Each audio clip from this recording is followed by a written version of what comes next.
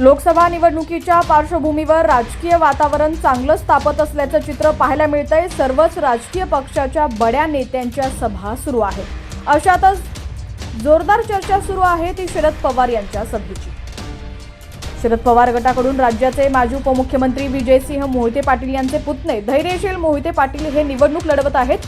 मोहिते पाटलांच्या प्रचारासाठी आज माढा तालुक्यातील मोडणीमध्ये शरद पवारांची जाहीर सभा होणार आहे। माढा तालुक्यात आमदार बबनदादा शिंदे आणि त्यांचे बंधू आमदार संजय मामा शिंदे यांचं वर्चस्व आहे।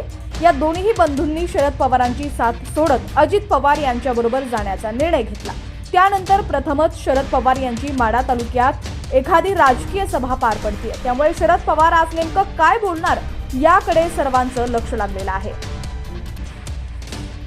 माढा व सोलापूर लोकसभा मतदारसंघातील राजकीय घडामोडी पाहण्यासाठी HPN मराठी न्यूज चॅनलला सबस्क्राइब करा आणि बेल आयकॉनवर क्लिक करून नोटिफिकेशन्स मिळवा, जेणेकरून आमचे अपडेट्स लवकरात लवकर तुमच्यापर्यंत पोहोचतील।